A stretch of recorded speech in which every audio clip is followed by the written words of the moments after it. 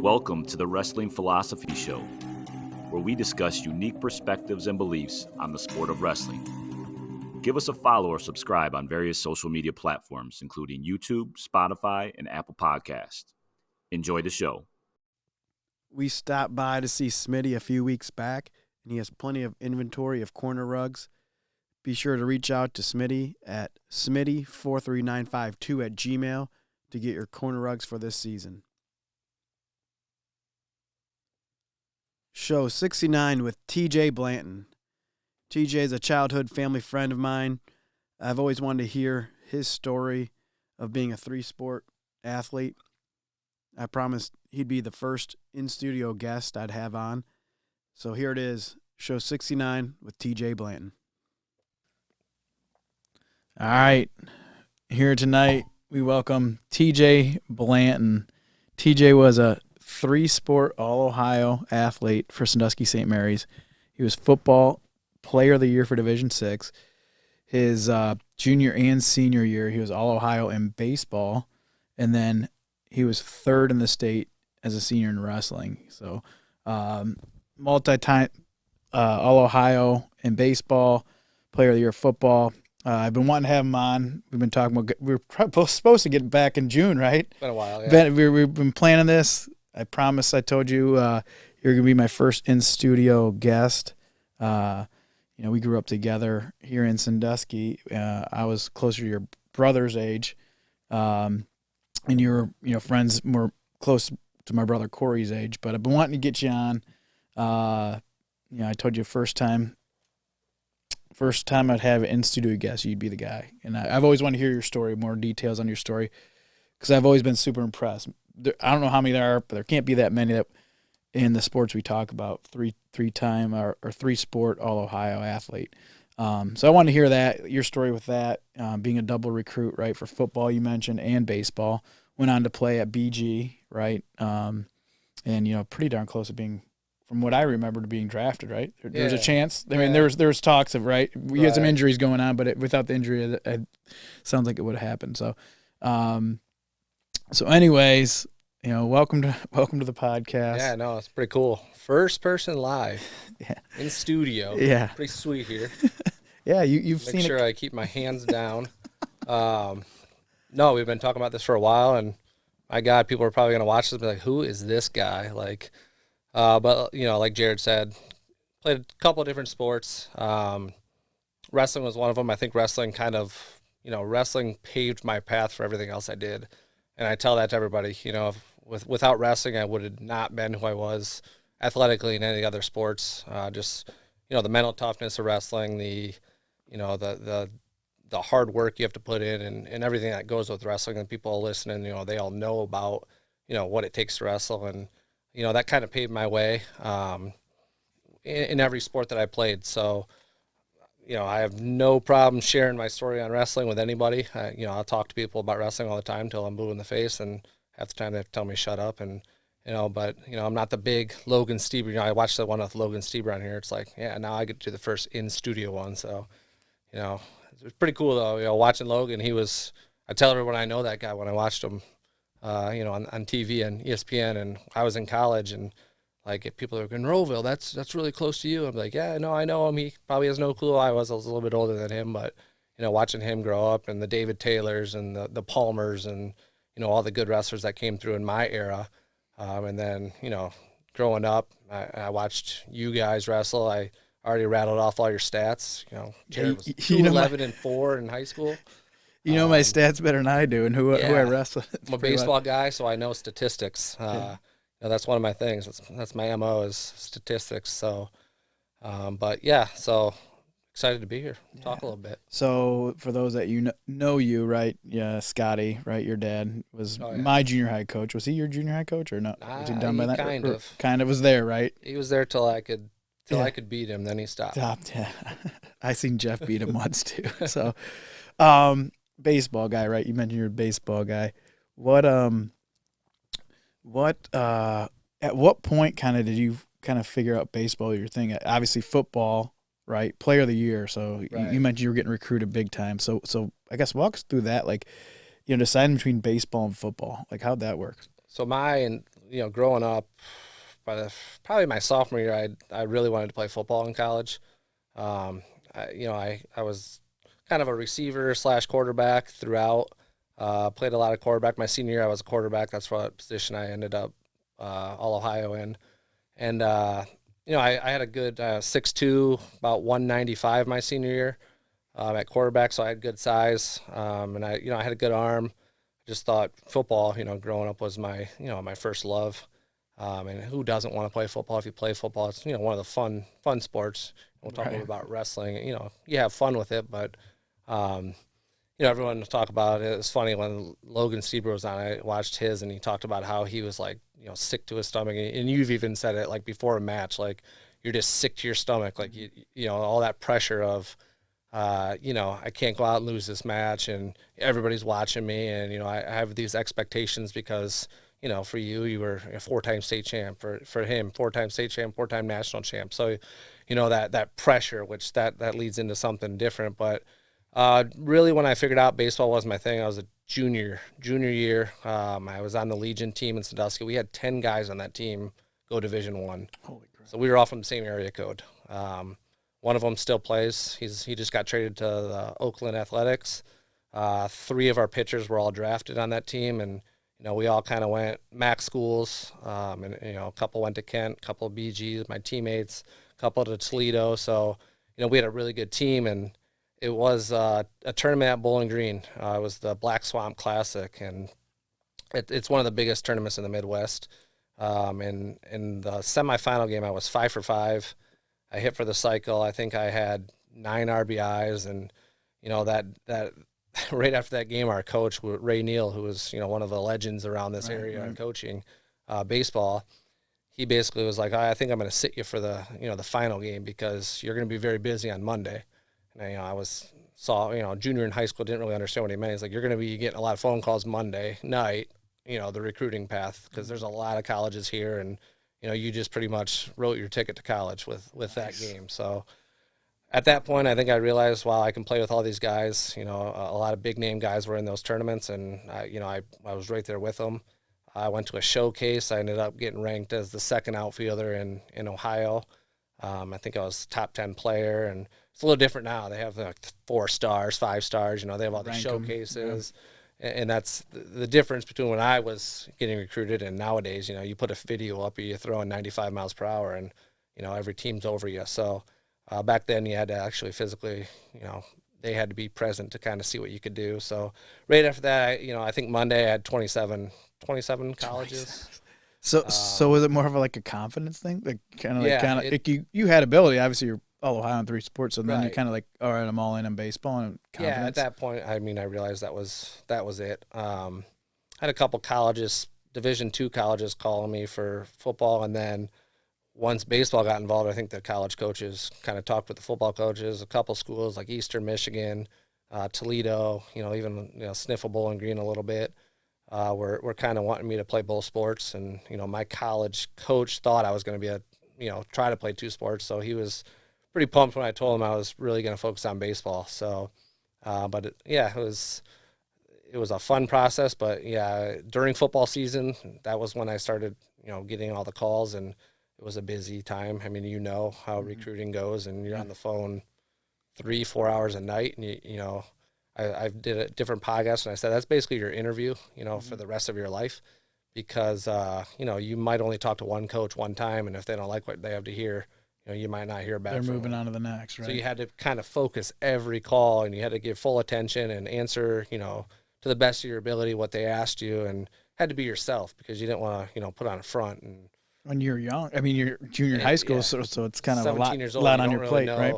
Yeah, the pressure of that. Looking back, it's like, well, I must have handled it well. So, but yeah, it's looking back, it's an eye-opening experience of, I know what some of these guys have to be going through that are 5-star football recruits, and 130 colleges are calling them, and how do you narrow that list down and visit where you want to visit? And so it's it was fun. So why BG? One of the things was my family was my mom was always at every game. I wanted my family to be able to come to the games. That was a close one. Another I was down to kind of BG.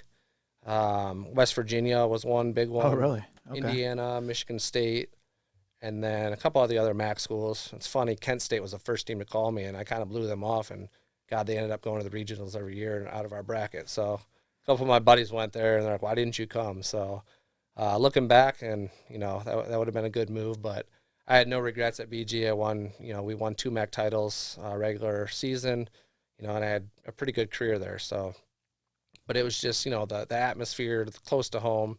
I liked what the coaches had to hear, or what they had to say about what they thought my role would be. So it was just that fit. When you know, you know. Mm-hmm. Yeah, for sure. It's one of those decisions, right? The biggest decision in your life at that point in your life, right? Right. Yeah. And then, and you were familiar with football, right? Your brother played at Butler, right? Yeah. I played at Butler for 3 years. He was kind of one that talked me out of football. Okay, I was wondering if it was any kind of steering path there. He said the path, your path is better probably in baseball, and he broke both ankles. He broke his ankle at the beginning of the year in football, came back, broke the other ankle, and that was pretty much the career ender for him and in college. So, that kind of made the decision. He's like, you're a tackling dummy. You're, just early on, and you got to take the hits. You got to stick with it, and it's a brutal sport. And I saw the football guys in college and how they were in the training room and their injuries. But I'll tell you, nobody's tougher than hockey guys. Those were the toughest. Would you learn that at BG or what? Oh yeah. They shared pretty much a locker room and training room with us, and they would take their shirts off and just have bruises the size of a basketball on their ribs because they took one in the ribs. And well, it's probably because you didn't have wrestling at BG though, right? Yeah. No, I didn't know any. I don't know any hockey players that well, but I know they're darn tough. That's for sure. But so at BG, you mentioned Jeff had a couple ankle injuries. You had an elbow injury? Is that what you're kind of in college kind of had to deal through that? Yeah, I was my elbow injury was first one was because of you. Yeah. I figured that story was going to come up somehow. You got my sister and Jared were babysitting. Supposed to be watching us. I think I was 9 or 10. Corey is a year younger. Troy's 2 years younger than me. Is Jared's brothers, and we built these Omegas. They're little pipe kit things you build, and we built a double slide. We thought it was a great idea to turn all the lights off, cover it with blankets. Couldn't see a thing. Blame it on Corey. I think it was Corey's fault. I think Corey's idea, right? Corey started shaking it. Troy was standing on it. I fell off of it. My elbow kind of planted on the ground, and Troy came right down on top of me. So I mean, me and Kelly just kept telling you, "Shut up." Yeah, it was. It was bad. I had a sweatshirt on until we took the sweatshirt off. That's when we realized it was game time. Time to call Nancy. Yeah. We called everybody. We couldn't get cell phones weren't big back then. We couldn't get a hold of anybody. We were one step away from the squad. So yeah, it was bad. That looked like a softball in your elbow there. Yeah, that was my first. And then I re-broke that elbow my sophomore year in a wrestling match. I was telling you, it was kind of an irrelevant wrestling match. It was like so it was the same arm? Same elbow. Okay.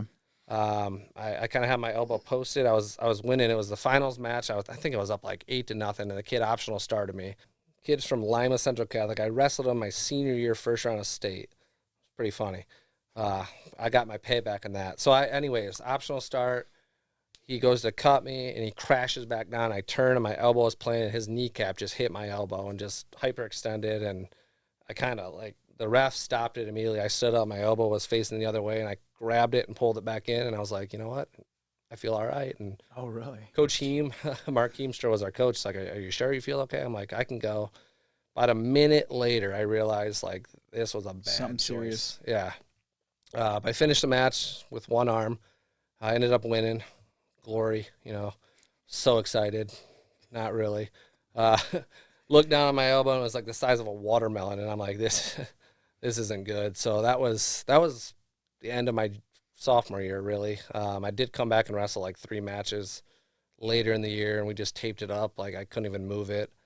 First match that sent me out, it was against a 3-time state champ from Michigan. So thanks, Coach Team, for that one. Was that a BG Duels? Or no, that was at the Chippewa Duels in Michigan. Oh, you guys went up there? Okay. Yeah, it was, yeah. Tanner Shear had this wise idea we were going to set the national record for takedowns. And I didn't like to take people down, and he went out there and had 14 takedowns, and Corey I ended up with 8 in one of the matches. That was, I wrestled 2 3-time state champs in that tournament, which sucked. That's I didn't rough. last very long That's in the rough. match. It was tough. The guy actually looked like my dad and wore the headgear that my brother used to wear. Oh, we have. What were those called? I forget what God, they're. I don't know. Forget. They were awful. Yeah, not a good idea, but yeah. Yeah, but that was so. Then, that elbow injury kind of hindered me. I was a pitcher and a catcher up until that point. And that's when you shifted to outfield, right? I had to play first base that year because I didn't really throw much. And then So it was just a broken elbow, or what was the? I tore my ulnar collateral ligament. Okay. And then back then, though, it was like Tommy John was, a surgery was 18-month recovery. So I had to miss my entire junior year. And I would have, Completely probably been ready right? to play football my senior year. And, we weighed the options and they basically said you can take some medication, you can rest it and try to make it through. What's the recovery on that now? I have no clue. You can get about 8 to 9 months. Really? There's guys that come off in 3-4 months. There was a guy at Kent State that, the one that plays he was throwing 95 off the mound 4 months after surgery. So No way. Wasn't supposed to be, but he just some people are just different. Yeah, right? that's why he's still a professional athlete. So, you were part right. Your team won state every year, right? And in wrestling, year, right? yeah. So not only were you all state, you're part of a all state or a state championship team every year. So you're surrounded by studs in the wrestling room. Fast forward, you have the injuries. BG, I don't want to skip over all the BG stuff, but those injuries kind of lead you right because now you have your doctorate of physical therapy, correct? Yes. That's a pretty big deal. Yeah, yeah. People like me, I don't know the term. I was in college forever. Okay. Basically, I did like 8 years of college. It's like a 7.5-year program, and you basically go through grad school year round. So it's a long program, but I actually wanted to be an FBI agent. That's what I wanted. Is that what you originally wanted to? Yeah, I got into criminal justice class, and the first thing they told us, like, you don't go right into the FBI unless you know somebody. So who do you know? I'm like, I don't know, the guy in CSI Miami. I know him. He's a pretty good dude. So then they were like, yeah, you got to be like a local cop and, a police and work your way up. And I was just like, I don't know that this is right for me anymore. So I kind of shuffled and looked at what I could do. And I was like, you know what? I always went to therapy. Mm-hmm. I was in therapy through high school, through college. So it just led me into that route. And, I like, I'm athletic background and, I like helping people, and it just worked out. And here I am today, and work a mile from home, and it's nice. Yeah, it's pretty nice. It's a pretty nice setup. So you went through the injuries, right? And like you said, you were in school for a while, man. And I remember talking to you. You had passing the test was a tough spot, right? Oh, it's not easy, right? I mean, it's not getting your doctorate test. and anything's not easy, but definitely. Yeah, and that's even when you got in, I think I remember talking to Scotty. Right? Like they only select how many people they even select to get into the school. Wasn't it real small? 28 was my class. Okay. But how many people applied? Nowadays, and I think it was 400 to 500 at the time. Okay. I think so you had to be 28 of 400 to 500. And then after that, getting through the program, it's right? like 700 are applying to these schools. Jeez, it's tough. It's competitive. Right. And they basically, like anything, they try to weed you out early. Mm-hmm. So I learned real quick that I couldn't just not study like I did in undergrad. And I was smart enough in undergrad. I just kind of studied for a couple hours before the test, and I was fine and learned real quick. And in grad school, if you get a couple C's, you don't get through. So learned real quick that I had to, step it up, and I took care of it and, got through and hey, now I'm making a career out of it. Now you're getting to do what you love and, be part of, the rehab, but you had to go through. So you can kind of, I'm sure, talk to those people, right? Because it's probably just as mentally draining at times too, getting through the rehab, right? It's not, okay, I got this therapy, but it's like, got to be frustrating when you have setbacks. Oh, yeah. So you probably have that, what to say to them, right? Yeah, at times. My coworkers tell you I'm not the most compassionate person, so will my wife. So do you take the Scotty route instead of the Nancy route? Pretty much, yeah. I'm more of my dad in every aspect in terms of that. When people sit there and, complain, I just don't want to hear it. Like, this is what we got to do to get through it. And you're either going to do it. There's path A and there's path B. And that's kind of how I always was in everything. There's path A, there's, the hard way, and there's the easy way. And in my, profession now, the easy way gets you, guys that limp around and guys that hobble and people that walk with their, bent over. Back in surgery again, right? And then the guys are, and I honestly, women are tougher than men when it comes to recovery. Like I'll say that it's Is it because they're more diligent in the recovery or in the process of rehab, or what's the? definitely more more diligent. A lot of guys think they're just tough and they can get through it, and I'm not saying all guys are like that, But on the average, I've had a lot of guys that come through with knees and everything, and they get through really quick, but then there's a lot that just lag behind. And the best thing about my job is everyone comes in and they're a 9 or a 10 out of 10 pain. And, our joke at work is a 10 out of 10 pain is we have to call the squad. Like, that's the worst. Like, you're getting attacked by a bear or a shark is pulling you under. Well, that's a 10 out of 10. It's the worst imaginable pain is a 10. So I'm like, so if you're a 10, I'm going to call the squad. And then they say, like, oh, okay, well, maybe it's a 4, but I have a high pain tolerance. Everybody has a high pain tolerance. everybody's in a tough everyone's guy. a high pain tolerance. Then you'll get the people that are just like, I do not like pain, and it's about a 5. And I'm like, okay, that's fair. So it's pretty funny. And just looking back, and some of the times I was probably in therapy saying, I don't know, it's 9 out of 10 in my elbow, and so I have some, I feel bad for some people, and not that I don't feel bad for everybody, but some people it's just you got to get through it, and and some people just sometimes they need to hear what they need to hear, right? They need to hear what they need to hear, right? Right. And some of the girls I work with are a little bit better at communicating that to people. So sometimes I'll pass them to them for a day and be like, listen, you got to give a little pep talk to this guy or this girl, and then I'll see them the next time. So we'll see where they're at. So is there any common? Is it mostly like surgery, like rehab, or is it just injuries, or is it all over the place what you deal with, or in your field do you you deal with a specific injury and then your colleagues deal with this? Like, how's that work? So I'm in an outpatient setting, so I pretty much people that can walk in the door are coming to me. Right after surgery they come to me. I'd say we get like 50% of the patients are like post-op knees, backs, shoulders, hips replacements. So knees and hip replacement, shoulder reconstruction. High school athletes that are ACL, shoulders. Okay.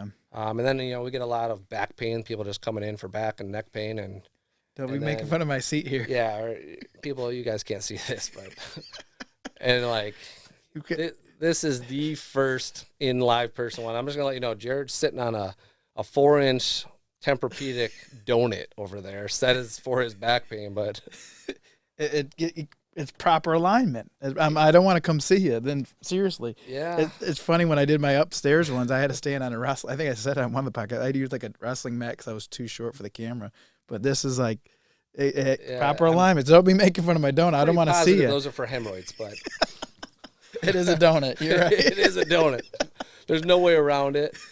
While we're talking about that, I just want to sponsor of S&H. I got to talk to them afterwards.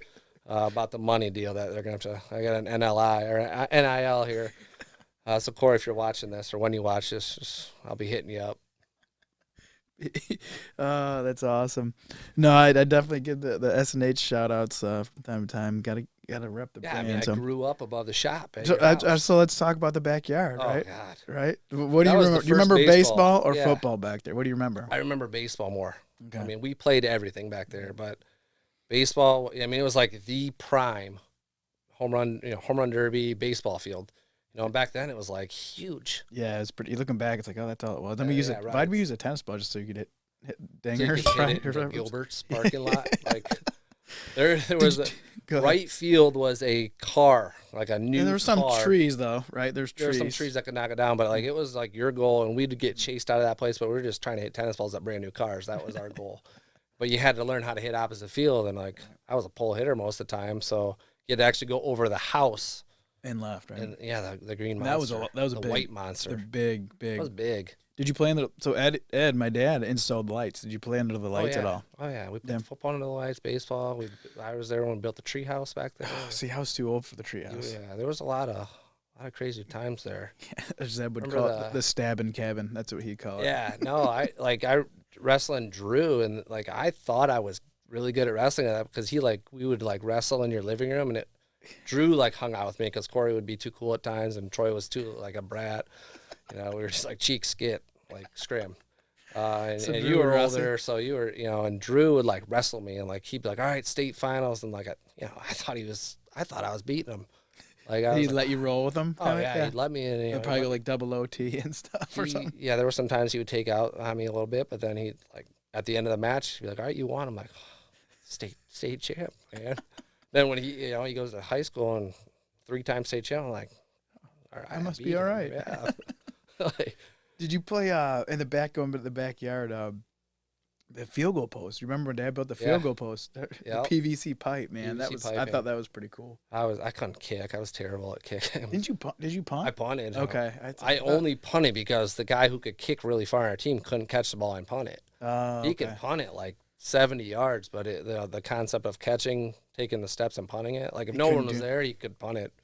But not in a Yeah, live I think situation. we kind of put me there for that fake punt opportunity that we never ran. Like, yeah, I didn't get to watch you guys much. I came back for state. I think I came back for like state football playoffs. But I was at Kent doing my thing, so I didn't get back much. So you know how it is. But yeah, yeah, the backyard though, man, was we had a wrestling mat for a minute. Do you remember that at all? In the basement or the side room, whatever you want to call it?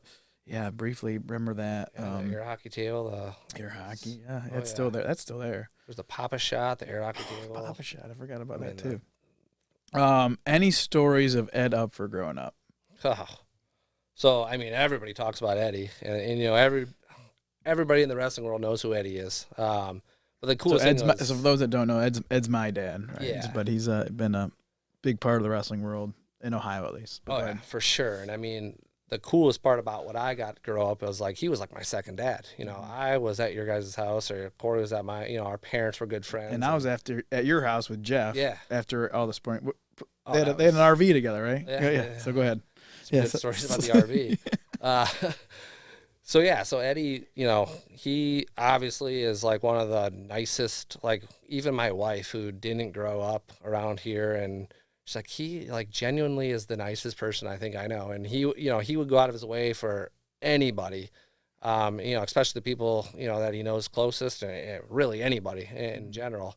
But just growing up, I got to, he was like my second dad. So it was pretty cool. And, I saw him throw you through a wall one time, and all the boys probably, right? It was, yeah.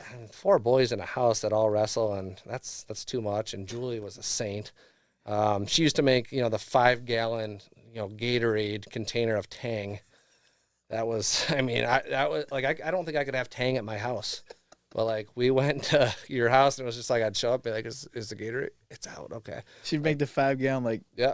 jug, right? Yeah, and like we would complain sometimes, like there's not enough sugar. There's not enough sugar, and shut up. So she just hyped us up with sugar and like just let us run. And your house was awesome. It was just the setup of the house, and but in general, your parents, and I even got my.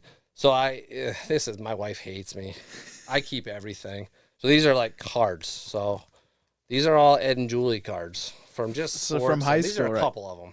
I kept everything, but every sporting event before every athletic event I did, every big wrestling tournament, every big football game, I would get I'd get a letter, and it like you read one, and this is congratulations on your career at SMCC, and this is the 2 reasons why you succeed. We're proud of you for all the work you did. Getting to 125, that's a freshman year one. Oh, that's when you're like 6 foot tall, cutting 125. I was 6'1". I wrestled 152 in the first tournament, and then they were like, basically, you gotta bump down to 125, and I'm like counting in my head, I'm like 6'1", 120. That's just not a good idea. But so you were actually the first person to call me, because I think Coach Heemstra called you and was like, you got to call him and tell him how to diet. And I was probably at Kent, right? Yeah. So I literally, my mom, exactly what you said is what I did. It was oatmeal, non-fat oatmeal with non-fat jelly every morning. Awful.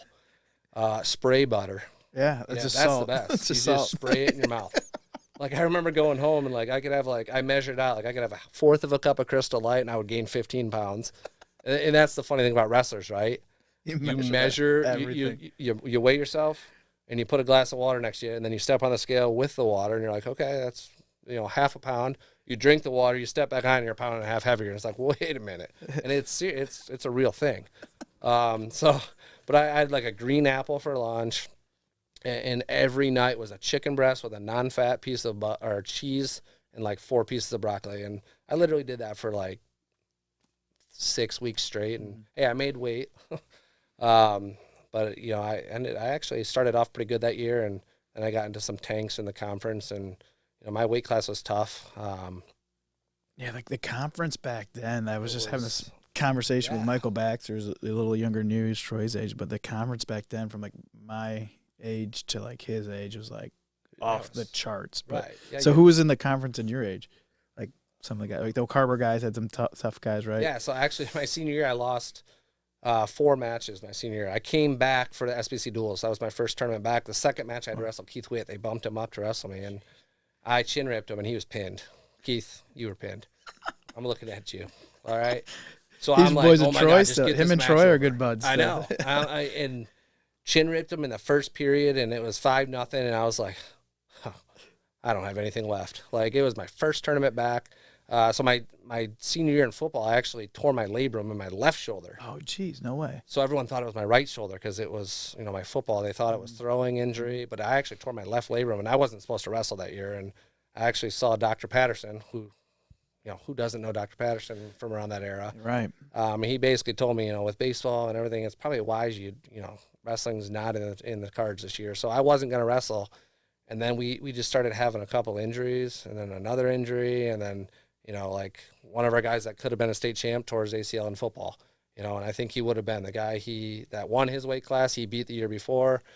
Dusty Hermes was 44-0, and he, blew his thumb out, had to have surgery. He was done. He was projected state champ. And so I always talk about this with your brother about, that state record of scoring. I think we would have been close that year. Yeah. But I think it just got to the point where I was like, my shoulder feels good enough. I'm just going to go out there. We'll act like it's my right shoulder and let people crank on that. And so, yeah, that first tournament back was SBC duels. It was tough. I wrestled, Mohammed Hamad from Perkins was a state qualifier. Kid from Port Clinton was a state qualifier. The kid I wrestled from Clyde was a state qualifier. Wow. Obviously, Keith Witt was a state champ. The kid I wrestled from Edison was like 5th at district. So Oh, wow. it was it was tough. I think I went 5-2 in that, and then I pretty much won out till the sectional finals. I was up 14-1. Kid optional started me. I didn't tear my elbow this match. Tossed me in it. I was going to take him down to Sectional finals, right? St. Sectional finals. Paul I got kid? tossed in the head and arm. St. Paul? Okay. Yeah, So- Corey Braden. Yeah, so you lost sectionals. Launched me in the head and arm, and I think I fought it for like a minute and a half, and I was like, I'm done. You know what? It ain't worth it. I've counted every light tile in this place. I'm about to pass out. Like, I'm just going to lay down. So, yeah, that was, I wasn't finals. really And even then that mad. I wrestled him in the district finals. You beat him back, right? I beat him. I majored him. I just stayed away in the last period. I chose top and just stayed there so I didn't get head and armed. And then I actually wrestled him in the state for third and fourth in state that year. Right. I pinned him in 37 seconds, so Yeah. I had to get my revenge. I was there for that. Yeah, my state semifinals, I lost in overtime. So you're, like I said, obviously player of the year of football, overtime away from making the state finals. And Yeah, so and the match that was right before us was the other side of the bracket. It was the 2 kids I pinned the week before. Or No like way. That I didn't know that. And I knew, like, I watched the kid from Genoa made it, and I think I pinned him in the first Who was that? period. God, I can't even think of his name. It'll come to me. Huh. But yeah, so I watched that match, and I literally, like, in my head, I'm like, this is like, I was almost celebrating before and then I wrestled this kid from Massillon Tusselaar who transferred from Massillon Perry, and he was tough.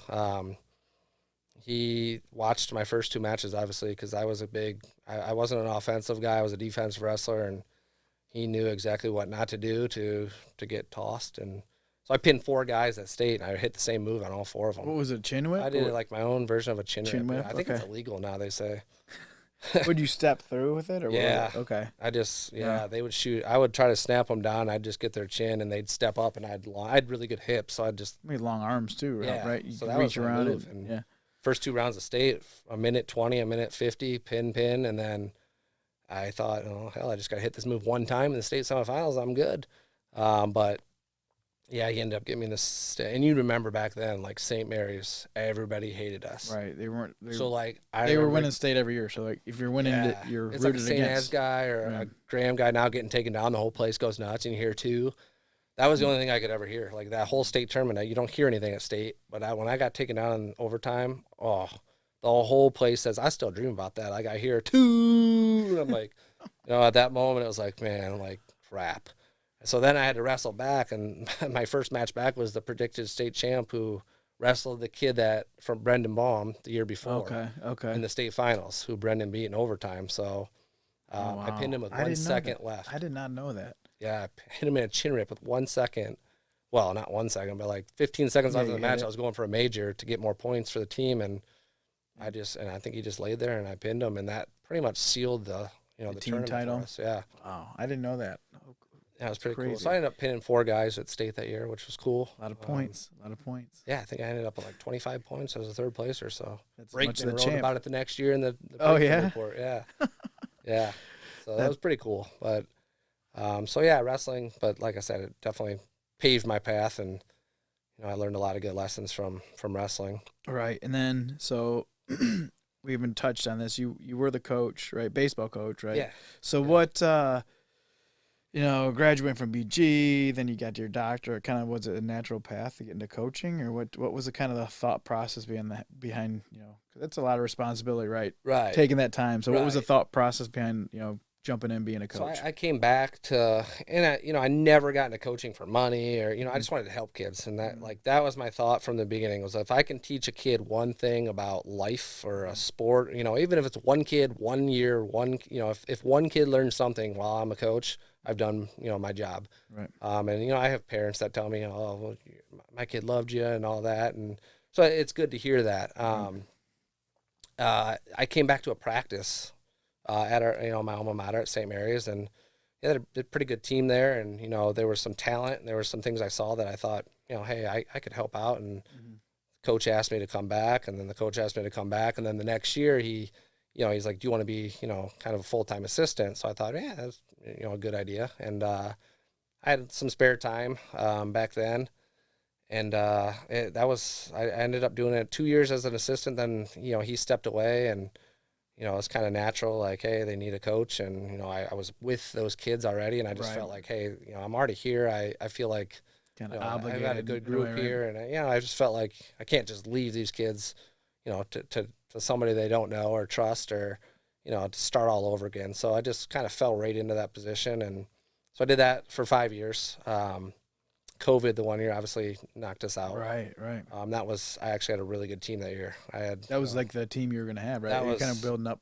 Yeah, that team, right? That Worked was with kind of them the for what? 4-year window of, that was the team we had 2 kids that were all Ohio on that team. 1 kid returning from an injury that was, could have been an all Ohio kid. I had 2 other seniors that had, been in the system for 3 years, and it was just, exciting times. Our first practice, it was March 13th when they shut us down, and first practice was like February 27th. So we had 2 weeks in, and we looked good. It was like, wow, this, finally the kids get it. And this is What you've been working for not just a year, but for multiple years. And when I started, we had 14 kids on the team, and the next year we had 17, and then worked our way up to 28, that were signed up. And then, last year I ended up with 26 kids. So we have a lot of kids out, which is, a good thing. And a lot of kids, hey, I like to play because you're coaching. And so that made it hard. I ended up, resigning this year. You got 2 little ones now, right? I mean, I have that's 2 probably little the main, right? The main reason, right? That's the reason why. And, telling a 14-year-old kid that, like, they don't just think, understand. I'm stepping away because I don't like them, or, Right. but, that was tough. And I thought about it for, I thought about that for a year and a half. My wife keeps saying, if you want to keep doing it, keep doing it. And just got to the point where it was too much. Next year my kid's, he'll be 3. He's already like 6-year-old, 16 in a 16-year-old body. I go out and we play baseball every day. He has to constantly, we play baseball, we play football, and now his new thing is let's play wrestle. So Nice. he likes to play wrestling. He knows the half. He knows to shake hands to begin the match. When he shakes hands, he does a spin and then dives at me. The trickery. I don't, it's a little jiu-jitsu thing. I'm not sure. We got to work on it because he'll get blasted on that. But taught him the half, and when I get on my back, he hits the mat and says pin, and then he gets up and we shake hands, and he holds his hand up and says winner. So, at 2 years old, it's pretty cool. So mom wants him to play basketball. I don't think that will fly. That was Scotty, right? Yeah, and then, another thing with, my wife was, she's like the rock star in terms of, being a coach. She knew, what it meant to me to be around the sport, and she always, hey, do this, keep doing it if you want to do it. And so, I owe a lot to her. take a lot of time away from her. It's, our conference in baseball is, our closest game's 40 minutes away. And, so we're driving anywhere from 40 minutes to an hour and a half, for games.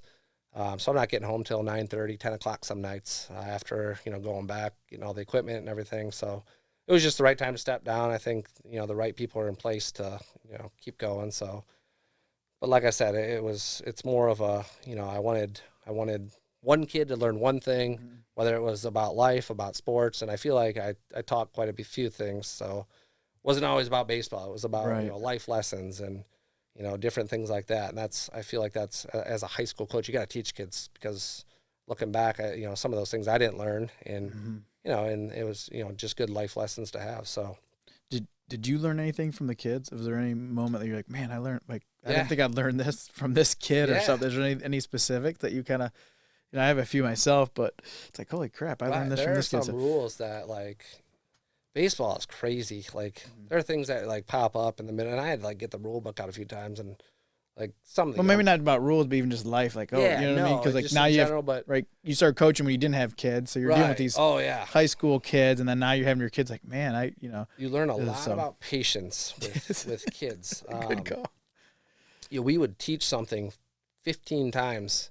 I would script out practices in the beginning, and literally, they'd be like an hour and a half, and it would end up being like 2 hours and 15 minutes. But, like, we'd spend what should have took 10 minutes, we'd spend about 45 minutes on, and it was just like, and then the next day we go back over it, and it's like, guys, how do we not remember, where first base is? It's, I always ask the question at the beginning of the year, who here watches baseball? Like, 2 kids raise their hand. I'm like, all right, that's a problem. Watch more baseball. Step one. You figure out the rules by watching. But yeah, just, everybody comes up in a different lifestyle. And, that small school, when I, was in high school, we didn't hang around with a ton of kids from other schools like they do nowadays. Like, nowadays, kids' best friends are from schools 30 minutes away. And I'm like, how do you even, like, we met through Twitter. I'm like, okay. But then, you go to college and you realize how much more there, like, different, backgrounds of people and from different countries. And, and you're basically in class with all these people, and you learn so much from them. And, coming back, you learn so much about different family aspects. And those are the things I learned the most. And that was it's a good, especially then having kids. So that's what my next question was going to be. As a coach and now as a father, did you learn anything, before you're a father about, how to raise a kid or, son or daughter? You mentioned watching it on TV. So it kind of, did that impact you in any way at how to be a better parent? Yeah. First off, are you situated on that donut? No, You're moving around a lot. They're flaring up. No, I'm kidding. But yeah, No, my back's feeling good. My God, you're making me want to move. Yeah, the kids, teaching, kids about sports really, it gets you ready for your own kids. Like I said, I was saying the life lessons that I want to teach my kid, I want him to know everything about everything. As much as he can know, that, the more is better. My wife taught me that, like, when he was in the womb, we would sit and talk to him, because they, recognize your voice, recognize words. And even when he couldn't talk, it was say as many words as you can so that he can, learn that. And then, teaching or, coaching kids, some of these kids just never learned, the right way to do something. Some people didn't learn how to learn, right? Yeah. And you go through that with coaching, how do you coach this kid compared to this kid? This kid is easy to coach and this kid is very tough to coach. So what is your approach to this kid versus this kid? And you don't want to single out a kid. And I thought I got better as that as I went. And I think I'm going to continue to get better with that. And those are things that I learned that I'll pass on, to my kid in ways that, hey, this might not work for him. So I'm going to have to teach him this way. And, one of the best things I think is I want other people to coach my kid when he's growing up. 100%. Because I want them to be hard on him. Mm-hmm. I want that old school, like, if he's not doing something right, you're gonna discipline him and let him know, why it's not right, or, this is how we do things. So I don't want to be that guy that coaches him in every sport, but, baseball comes around, I want to help him with baseball, but hey, his other sports, I want other people coaching him to, so that he knows there's a difference between dad and coach, and, so he can respect, other people like he respects me. So you're already scouting out 3-year-olds dads right now who's going to coach? I've got like 6. I'm going to start a 4-year T-ball team next year, and And I think he's ready. I was saying a little bit earlier, we play all the time, and he knows how to pitch. He knows the motion. He tells me all the time, Dad, put 2 hands on the bat. Or when I hit it, he says, run to first. And, he has that down. He hits it, and he runs to first. And the coolest thing is I don't have to throw him underhand. My wife always throws it like underhand. I'm like, do not throw the ball underhand to him. Like, throw it overhand. Let's get it right. And, he can hit the ball now. And so, that's pretty cool. And then I have a 5-month-old daughter. So I'm going to have to figure out, like, golf, things like that. Softball, that we can, yeah. Right? Or no? Yeah, no, yeah, definitely. I think, hopefully she's got, I hope my kids have athletic genes in them, but, either way, whatever they want to do is, I'll support whatever they want to do, whether it's, my wife is a huge runner. She runs the neighborhood. Right.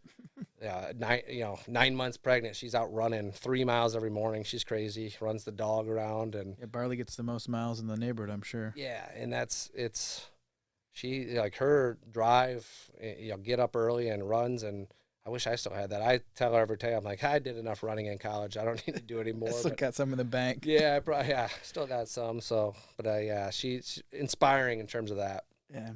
So you mentioned kind of throwback, having someone being tough on your kid, and we have to bring it up, right? Do you have any Scotty Blanton stories? So anyone that doesn't know Scotty, right, he's about as throwback as they could be. Yeah. Tells you how it is. You mentioned Ed was your second father.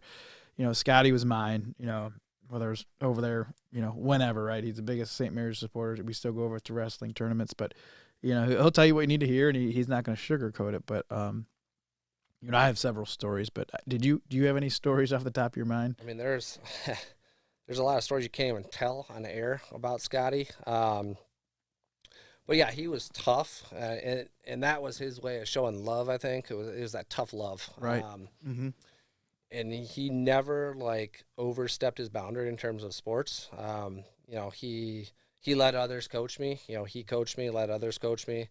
And yeah, the funniest thing was he hated baseball. He hated baseball. And wrestling and IndyCar, right? Is that wrestling, football, and Indy. Okay, and football too, obviously. Yeah. And yeah, he's gone to the Indy 500 46 straight times or whatever. Except for the COVID year and except for his graduation.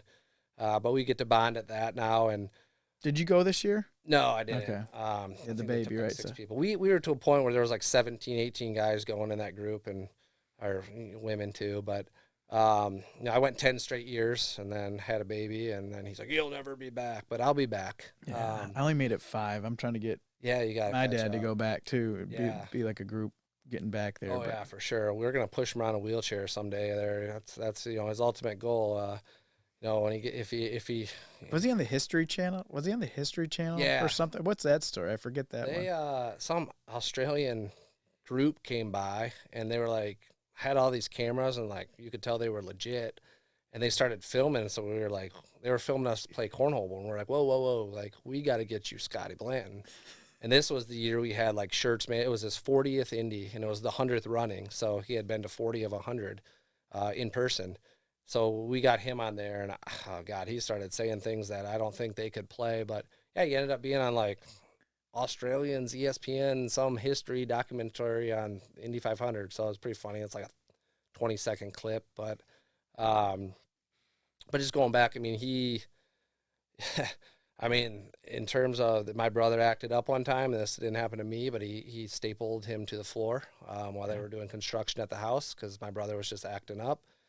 So he took a staple gun and just stapled his clothes. This isn't child abuse or anything. Nowadays probably not fly, but he was like this is probably 1980. Yeah, right. Yeah. So hey, he got his work done, and just he took us to everything. Like you said earlier, they had the RV, and that was some of the most bonding moments. We went to every wrestling tournament. And the kids, I think, sometimes we hated going. Like, we enjoyed the ride, and then we got there and we realized, like, shit, we have to wrestle. Like. I remember except for Tommy Guerrero. He walked off the mat the one time. Yeah, he made it to the semifinals at Tournament Champions and just forfeited out, got 6th. Just had to win one match. But yeah, that camper, man, we had some good trips. If the walls could talk on that thing. Right. I mean, there were the wheels falling off, the canvas falling off, breaking down, getting pulled over, popping tires. I think Eddie was driving at one time on the way to Tournament Champions. The tire popped. But even with that, he went to every tournament with that. So there was, when he was in the gym with other teams, he didn't like them, especially Perkins. Always to this day, we have this big quarrel, and part of my nieces and nephews go to Perkins, and he's still, this big, and it's like, it's not like it used to be, Dad. But outside in the parking lot, it was, hey, come on into the motorhome, and they went in there, and whatever happened in the motorhome happened in the motorhome, and that was like their bonding moment through wrestling. So I think a lot of other teams, know Scotty. You know him by his hair. He's still hanging on to that haircut from, I don't even know what you call it. It's kind of a mohawk or a mullet. It's kind of not. But he's hanging on to it strong. Gets pissed every time my sister tries to cut it shorter. But most people, if they don't know Scotty, it's like the guy who wears the St. Mary's wrestling stuff with the long hair, and then they're like, that's him. yes, that I know him. But if you've met him or not. That's my dad's description. He's like, have you met Scotty Blanton? And they're like, I don't know. Like, no, you would know if you met Scotty Blanton or not. Yeah, it's definitive. and it's just you don't get that image out of your head ever. So it's a one-time thing. So. Oh man, yeah, I could go on with stories with the. I think they fit like 60 people one year at State. From the Holiday Inn to the shot, they fit like 60. To the shot. Yeah, and my dad has video of it, of everyone getting out of the thing. So they just carpooled in that. And I remember one time where Jeff was driving us home from after a football game, and it lost a tire. You're probably in it when it happened. I was in it. And it drove up into the high miler with one tire wheel. Just went flying past the motorhome, and we were on. When Jeff was driving, we did one like, is that's the motorhome with one wheel. Yeah. And oh my God, that thing was a beaut. So it had its final leg. We were going, I was in 8th grade. I don't know if Jeff was going or not, but you were probably there. It broke down in your driveway. And so we ended up getting one of my dad's box truck. We piled in the box truck and headed to St. Louis in a box truck. I think like 12 people in this little box truck. But one air conditioner. Yeah. We had like a little 9-inch VCR TV combo. I forget what we watched in the way. I'm sure Corey remembers. But yeah, man, that camper, man, if that thing could talk, we took it to like every junior high. Like that was our the school bus. Yeah, Like, I don't think you can do that anymore, like legally. No way. But I don't know. It just flew, and that was. Some memories, man. Never even questioned it. It was like, Scotty's taking him okay. Yeah, and now he has his own RV, right? And my dad has his own. And he actually stepped it up. We helped him find. We got rid of his older one. I said, Dad, it's about time to get one that is a little nicer. And he still brings it to the wrestling tournaments. Still brings it to the wrestling tournaments when he can. And he goes out camping all the time in it. And yeah, it's pretty cool. No, some pretty crazy off-air Scotty stories. So yeah, we can. So. Anything else you have? Anything else that we didn't touch on? I know we talked a lot off air, but anything, we talked a lot of different, subjects here, but anything else you had? Anything you think of? So one in the wrestling world, my brother had to wrestle Anthony Ralph. State. Yeah. Twice, didn't he? Yeah. Was it twice? He won it both years in just weight. I think his senior year he had to wrestle him. And I remember just getting like upset every time Jeff lost, but like my mom had to like sit me down physically before this match. This was back in Dayton still at the Nutter Center, and she's like, "All right, now listen, Jeff's not going to win this match. Like, oh, really? The only chance he has," and it was like the only chance he has is to throw him because this kid's a stud.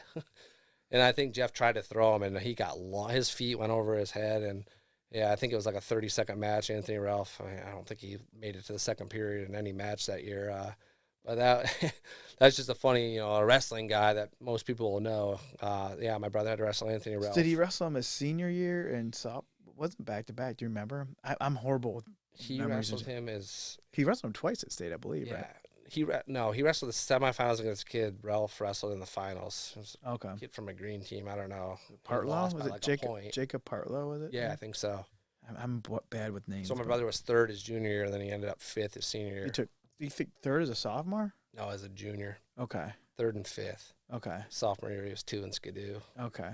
And freshman year, he didn't go, right? Was he an alternate? Was he an alternate?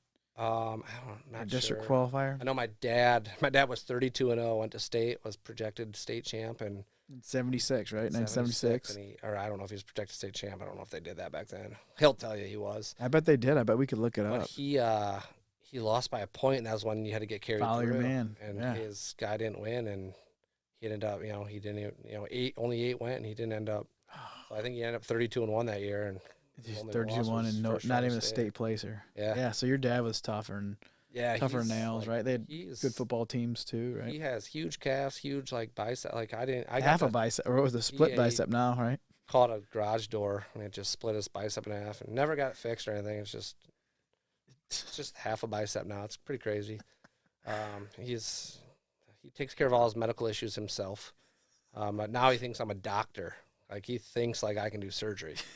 Like I'm like I can. He's like, well, you have a doctor. Well, what the hell did you go to school for all those years if you can't do a surgery on me?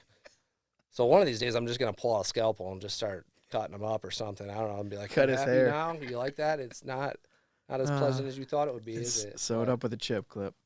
Yeah. Well, That's another story. Yeah, that was the one everyone said. Like, that's the story I remember the most. We'll let him tell it. He tells it best. Yeah, he can probably tell it. Then just in general, talk on family. Like I said, my family. I followed my brother. I wanted to be everyone how good Jeff was. What sports? Is there a specific sport moment that you remember of his growing up or anything? Well, I remember like all of his. We went to all of it. Every sporting event. You didn't miss any, right? Baseball, it's funny. You don't really remember much about baseball. Like I remember going to his games, but I remember just doesn't have the following of football and wrestling, right? Especially for back then for St. Mary, it's a little different, right? Yeah. So but wrestling, some big match. I remember he wrestled William Conway one way. Oh, the Panther Classic. The Spladle and The Spladle, yes, I remember that. An interesting match. Yeah. Football wise, I was a ball boy, water boy with your brothers, and so I kind of grew up through that. So I always remember, watching them. I remember like Tim Anderson tackling them. Yes. Chad Long from, and like Chad Long. So Zeb and I just went out to Cincinnati. We took Brody Conley, stud from Columbia, and we were trying to explain Chad Long to this, because he knew Chad was his coach. He coached him, but he never got to see him play football or wrestle. He was a beast, right? A beast. And Tim Anderson, like 6'8", like played for the Bill, like played in the NFL. Right. Margaretta was like state semifinals. Clyde won state. Edison was really good. They were just a lot of good teams. But I remember him just getting crushed a few times. Like, yeah, he had a bunch of injuries. I mean, he was a quarterback, right? So he had some bad luck with injuries. Yeah. I remember he had a stick shift. I think he hurt his right ankle and he ended up driving with his left foot or something. I forget. Right? He had the Geo Tracker. Yeah, right? the Geo Tracker. We talked about that the other day. Saw him with the Geo Tracker. I was like, "There's your old Geo Tracker." You saw one? Oh, mine was black and with an orange accent. I'm like, "Oh yeah, that's right." Yeah, but yeah, that's So just the family aspect was good. My mom, like I said earlier, my mom went to everything. So right. She was like my rock. She never missed. She missed one baseball game in my college career. I broke my leg. Fouled the ball off my leg, broke it. She was in Ball State. She never missed another one. The day her mom died, she made it up to my game, and oh wow! So she took me everywhere in high school to different baseball events, and so she was a big influence. Coach Heemstra, coaching wise, just good influences. He always pushed me. Coach Roth, it pushed me. So I just had good coaches in high school, and that's kind of what I wanted to be as a coach too, was just a mentor to those kids. So, but in terms of family, just growing up in an athletic background, and those are some of the things you remember. And like I said, you think back and you remember all the wrestling story. There's so many wrestling stories, and you just remember all those. And I feel like I remember more about wrestling than anything else. So that's right. No, definitely. I just feel like there's more downtime, right, in wrestling. So there's the camper trips, right. But in football, right, you're not. Yeah, you go to the game and you're there for 3 hours and it's over, and that's for the week. Right. Wrestling, it's like Friday, Saturday, and then a biddy tournament on Sunday, and then practice. But more hotel stays too, right? For wrestling, hotel stays. Stay in the RV when there's a fire drill because there's a fire in the hotel, or happened a few times. So, just good times. I remember my dad drove back from the Silverdome Nationals with no brakes the one year. Wasn't there a turnpike store? I wasn't there, but didn't they get off the turnpike? We had to drive through the off ramp. We went down a hill. We were going to the Toledo Central Catholic tournament, and I remember us calling one of the Nawfals, like, "Hey, we're not going to make weight." He's like, "Just let me know your weight you guys are in if you can get here." And we literally showed up 5 minutes before, but yeah, there was a real bad accident. So we went off the exit ramp, four-wheeled it. I don't know how it made it. And then some farmer led us through the exit of the emergency exit or something. How do you didn't they frame the ticket or something? Yeah, the ticket was framed in the RV. Yeah, he still has that, I think, in his basement. It's pretty funny. Oh yeah, his basement, man. That is a cool. Classic that's a classic. Yeah. Bar / basement room. Pretty cool, right? Yeah. That we could talk about that for hours, I'm sure, Right. too. But no, but thanks, man. I just, wanted to hear some of the stories from you. Like I said, I grew up, more with your brother, but I know you had some awesome life and sports stories. And I promised you, months and months ago Right, yeah. to have you first on. And, sorry you got to look at my chair like this, but All right, yeah. It's a good site. so, Figure it out for the next person to come on here. But no, it's fun. I could talk sports forever, so it's cool. Probably look back at this and be like, man, I should have said this, and this, but that's how it usually works. That gives us reason to record again, Yeah, but no, it's I love listening to the things you talk about. The people you have on, it's pretty cool. Some of the guys you get on, it's pretty amazing. Like just had the Olympic champ on, 4-time national champ, and it's pretty cool having people. So many people that they want to be on the show. So that's awesome. I know it's been fun, and then like I said, having you first in studio is something special to me. Growing up together. So yeah. Well, thanks for your time tonight, TJ. Oh, I yeah. appreciate it. We'll have to have you back on. No problem.